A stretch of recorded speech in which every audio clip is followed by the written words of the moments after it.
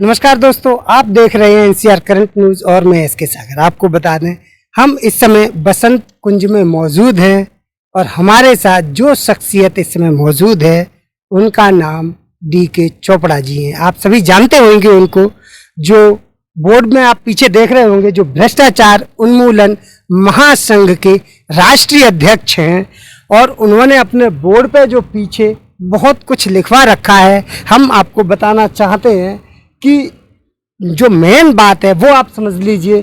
क्या यह गृह मंत्री भारत सरकार अमित शाह जर जोरू जमीन लूटने की नीति है अमित शाह की? ये उन्होंने साफ तौर पे इतने बड़े बड़े अक्षरों में बोर्ड पर लिखवा रखा है। हम इसी सिलसिले में DK चोपड़ा साहब से बात करेंगे और उनसे जानना चाहेंगे कि ऐसा उन्होंने अमित शाह के अंदर क्या देखा, जो देश के गृह मंत्री हैं, फिर भी उन्होंने इतने बड़े बड़े अक्षरों में जो बोर्ड पर लिखवाया है वो क्यों लिखवाया, उसका रीजन क्या है। आइए जी, नमस्कार। नमस्कार जी। सर, जैसे कि आपने अपने बोर्ड पे लिखवा रखा है इतने बड़े बड़े और मोटे अक्षरों पर कि क्या यह गृह मंत्री भारत सरकार के अमित शाह हैं जो जर जोरू जमीन लूटने की नीति है, ऐसा आपने क्या देखा जो आपको ये लिखवाना पड़ा? आपको मेरा परिचय नहीं है। मैं DK Chopra central government employees confederation में रहा हूँ। मैंने छठा पे कमीशन कराया है।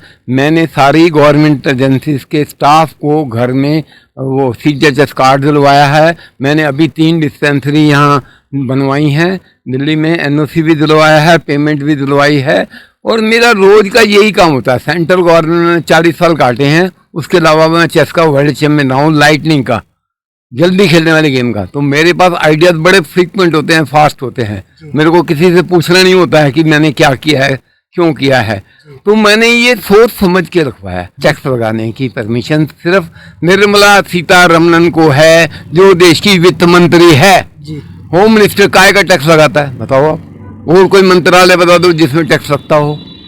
एजुकेशन मिनिस्ट्री में काय का टैक्स लगता है, और मंत्रालय में काय का टैक्स लगता है। वो अपने पेपर की फीस लेते हैं। अगर उनको ज़्यादा लेना होता है ना, भर्ती कर रहे हैं या कुछ कर रहे हैं, तो वो पेपर की फीस दे सकते हैं कि भाई हमारा इतना खर्चा आ जाएगा, वो पेपर जो होगा उसकी फीस। होम मिनिस्टर के पास कोई पावर नहीं है एक नया पैसा भी टैक्स लगाने की। आप बताओ अगर है तो।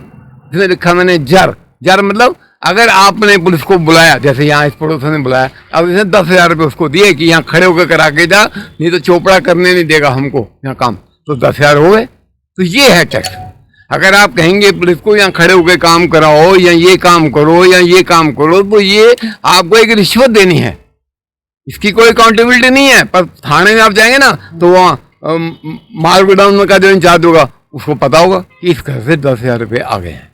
SHO को पता होगा, ACP को पता होगा, DCP को पता होगा, कमिश्नर को पता होगा।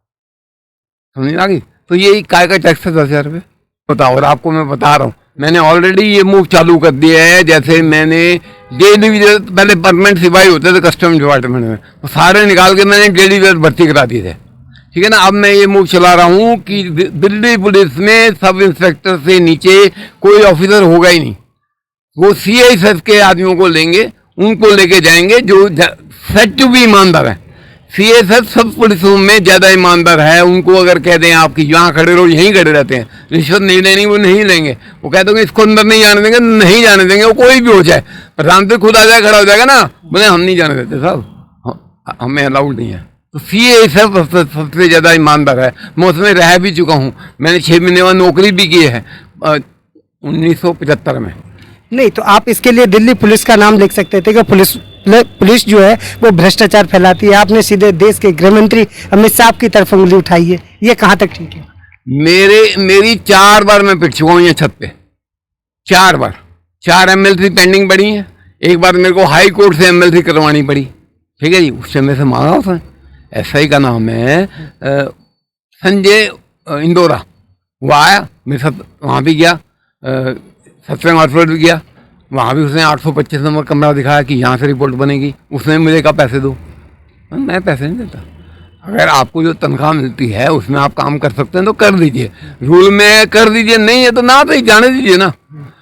क्या जरूरी है कि मुझे उस बुढ़िया को बंद करा के मुझे क्या तसल्ली मिलेगी? मुझे कोई तसल्ली नहीं। आपके आदेश से वो काम कर रही है, आप उसको आदेश कर देंगे, कल से मत करिए, वो नहीं करेगी। और नहीं करोगे वो करती रहेगी। 40 चूहे मेरे घर में कैसे आ जाते हैं? चौथी मंजिल पे चूहे कैसे आते हैं? कौन सी लिफ्ट लगी हुई है जिससे चूहे मेरे घर आ जाते हैं? नहीं तो आपको क्या लगता है चूहे कोई जानबूझ के भेजता है? सुन तो लो आप, सुनो आप। 8 कबूतर यहाँ बैठे हो, बात देखो, 8 इधर 4 उधर। कबूतर कौन भेजता है? 8 कबूतर, 2 बिल्ली मेरे घर आती हैं। चौथी मंजिल पर बिल्ली को ऐसा क्या मिल रहा है? हम 2 लोग रहते हैं यहाँ पे, तो उनके घर में ऐसा क्या चीज है जो चूहे और बिल्ली खा जाते हैं, खाने के लिए भेजे जाते हैं? नहीं, जैसा चोपड़ा साहब जैसे आप बता रहे हैं कि आपके घर में चूहे हैं, तो चूहे को देख कर बिल्ली भी आ सकती है और कबूतरों को देखकर भी बिल्ली आ सकती अच्छा, है। ये बिल्लियों को इंट्यूशन कैसे होता है कि चौथी मंजिल पे चूहे हैं और चोपड़ा साहब के घर में चूहे हैं? ये कौन बताता है बिल्लियों को? बिल्लियों ने भी कोई इंटरनेट लगा रखा है, इससे उनको नेटवर्क पता होता है चूहों का कि किस जगह कोई है। आपको पता है जी जी। ये मिट्टी जो है छत के अंदर से निकली है, जो डीडीए ने डाली थी। ये मिट्टी डीडीए ने डाली थी? हाँ, इसके ऊपर ये छोटी टाइलें है ना, ये लगी हुई, ये इस पे लगी थी जी। तो ये टपकने लग गई, मेरा घर नीचे टपकना शुरू हो गया जी। तो मैंने कहा ठीक करा लेता हूँ।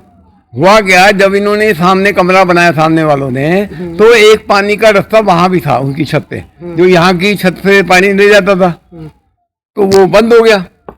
तो फिर मैंने वहाँ कोने में एक बनाया, कि यहाँ बनाया ताकि वो बैलेंस कर सकूं। अब वो देखो उन्होंने तोड़ रखा है, वो बुढ़िया ऊपर आके मेरी छत पे आके मेरी छत की पाइप तोड़ गई।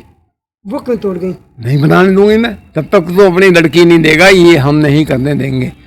यहाँ पे जितनी लड़कियां इनकी गुलाम है, पुलिस इनके साथ इनकी बिजनेस पार्टनर है, जब बुलाती है पुलिस फटा जाती है। एक से नहीं लाती है ना, वो कोने वाला जो एरिया है वहाँ मैंने मिट्टी गिर दी अपनी छत पे, वो भी सीधी करा गई पुलिस, आधा घंटा खड़ी हो गई, यहाँ करा गई। कभी सुना आपने पुलिस आधा घंटा खड़े हुए कोई मिट्टी ठीक कराती है?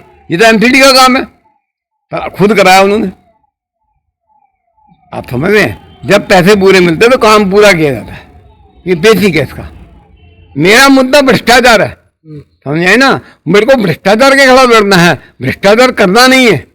समझ आ गई ना मेरी बात? इससे क्या होता है, चाहे रामचंद्र जी 14 साल वनवास में कुटिया में रहते थे तो कभी कुटिया टपकती नहीं थी, पर वो जो उसका एम्बिशन था कि मेरे को बाप ने कहा है भाई 14 साल तेरे को वनवास है, वो मेरे को पूरा करना है।